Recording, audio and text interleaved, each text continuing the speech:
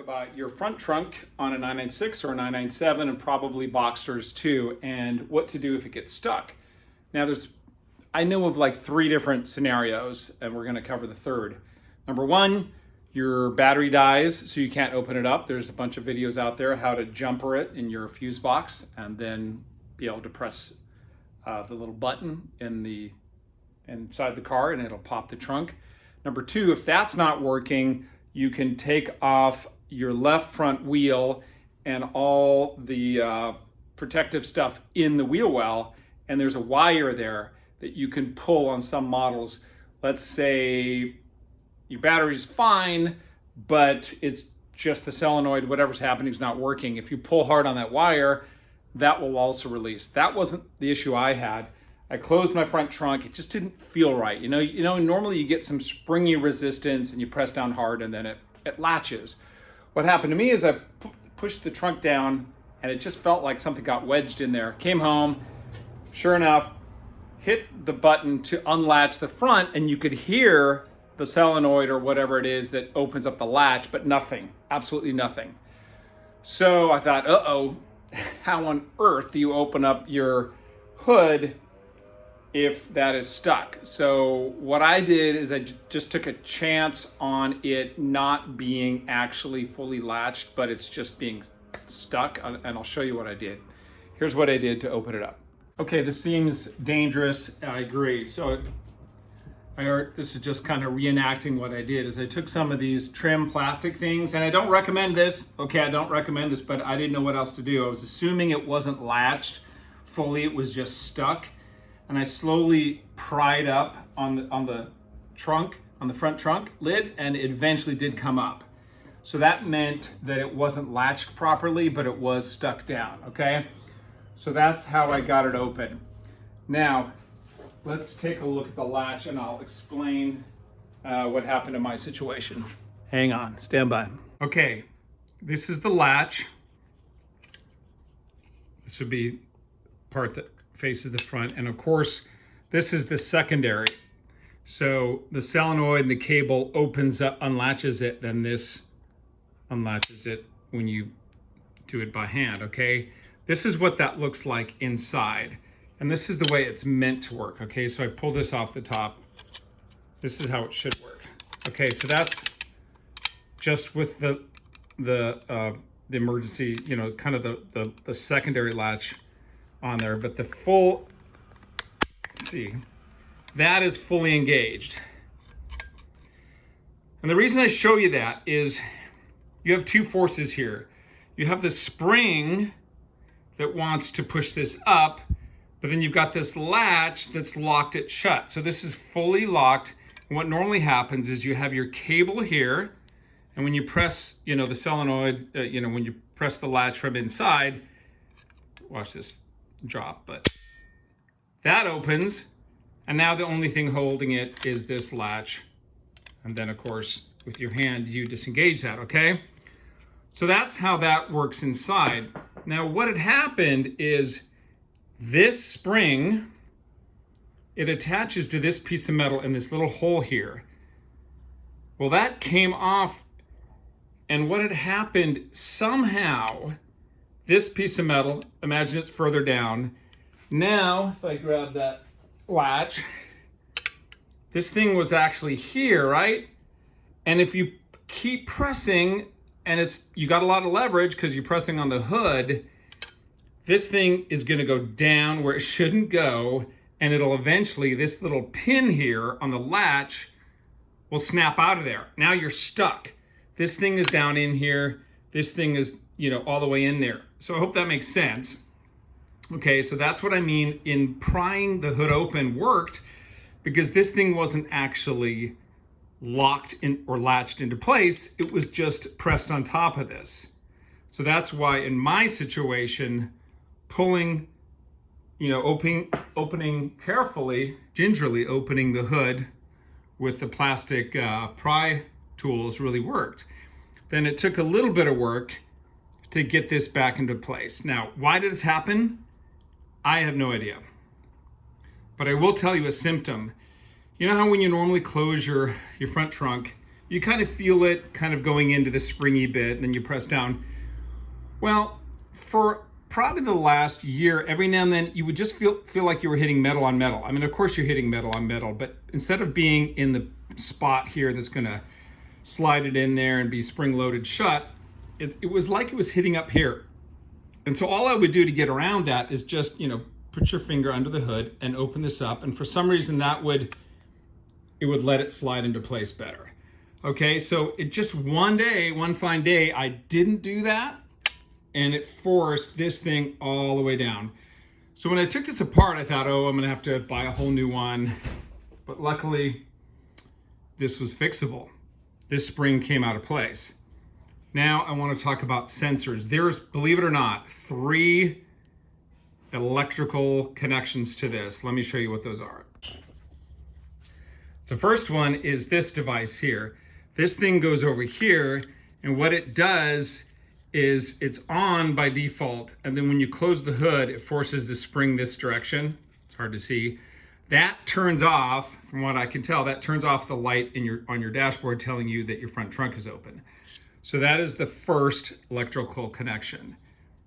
Let's look at the actual hood itself, and I'll show you the other 2. Okay, this is the hood latch. That's what unlocks it normally when you lift up that button inside of the cabin of the car. Here's the mystery. What is this? I have no idea. This thing, what it does when it's hooked up, that solenoid or whatever it's called, pushes back on this. That doesn't make any sense to me. It must be, I don't know, maybe when, yeah, I just don't get it. There's a cable, literally a cable, so it wouldn't be pushed. It can only pull. It would pull this. But why on earth is there a sensor? So let me know in the comments what you think that is. But obviously, this is what's hooked up to this. A normal operation, this is, it's actually this way around. This is gonna fire that, pull this back, and it's gonna open the hood.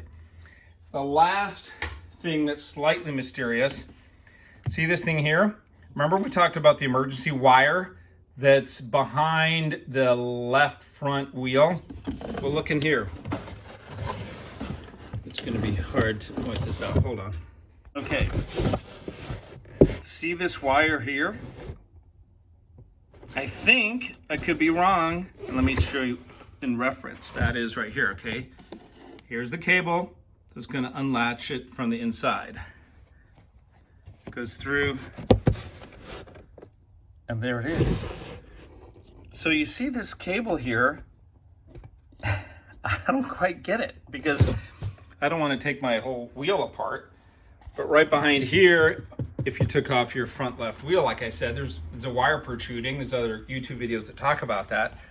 But how on earth, pulling on the housing of this, once again, this is wedged in that metal bracket for the latch. How does that work? I don't know.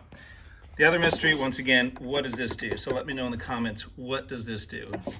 Okay, time to put it back together. Okay, so this sensor here, this goes in here. Okay, I didn't want to bore you with me putting that in, but it did just snap into place. Okay, so this just goes through, obviously, the wall and then plugs into a sensor. Okay, so that's the first electronic component of this. The other 2 are the normal release mechanism here. And the big mystery that someone's going to tell me is this that pulls this. What on earth? How do you even actuate that? Oh, and don't forget this little shield thing that goes on here. And just so you know, I completely removed this, but if you were just trying to remove this, see how it's slotted? So you can just loosen this latch. You don't have to pull off the whole latch. This can slot down in there, just FYI. Okay, hopefully you can see this, but this is the latch loosely in place. As you can see, I can now slip that in there, okay? And I'll tighten that up. But also, this, see that cable? I didn't show you that earlier. There's a little cable here that triggers this, and it's connected to this component that I don't know what it does. So 3 components, 3 electrical components. This one tells you if the hood is open or closed. You get the little dashboard light. This, of course, is the actuated solenoid from inside the cabin. I don't know if I messed that little rubber grommet up or not. I think it goes in here, something like that. Okay, there's that, and then this other thing here that I don't know what it does. So I'm just gonna finish putting that in. Open up the carpeting here to kind of finish this. Try not to force it. As the impact goes. Okay, and I'll finish the rest with Harbor Freight tool. Oh, one thing I didn't show you was, this thing that tells you the sensor here, it goes through the firewall right here. Rubber grommet, then you open up your carpeting here, and the sensor's on the other side of this carpeting. So that's another thing that I hooked up. All right, so now in theory, this is attached. Now I tightened this up, but I'm assuming it might, have to be adjusted slightly to close well. But all 3 electric components are hooked up. This is working. And then I just need to attach this to the bonnet. By the way, if you hear me grunting, I'm sorry. Somebody commented on one of my videos that I should have had music because they heard me grunting when I was changing my oil. What's also funny is somebody else on an earlier video told me I shouldn't have music. So I don't know, you just can't win. Here we go, grunting in progress. This was actually hard to pull off because I had this, you don't have a lot of leverage on a screwdriver like this. So I hooked up a pair of vice grips to this in order to completely get the right one off. I should probably, obviously, trip to Home Depot. The Snap-on truck or Harbor Freight will do you. Okay, we're gonna give it a try. Here we go. First of all, let's try it. Okay, so I hear it, solenoid working and everything. Obviously I don't have the trim back in place. This is the trim. So here goes, a little scary. Is everything hooked up? I think so. So first of all, ooh, that feels good, all right? It didn't feel like that before. Sometimes you'd hear it kind of just metal on metal without any give whatsoever. Let's press it. Ooh, that felt like a rough. I want to make sure my trim pieces are in place. I see. So these trim pieces get a little out of place, but I think we're good. Let's try it. Wow, that feels better than ever. Now, who knows if it's going to open up. Sweet. That works better than ever. It used to be actually really hard to press. I just have to reiterate that this thing works better than ever. For some reason, right now, closing it is so much easier. I used to have to press so hard. So, I don't know. It's so much easier to close. Anyway, one more test. Let's do the inside of the cabin, which of course should work. Yeah, no problem. All right, next fix video is this thing. I've already watched somebody else's YouTube video on it.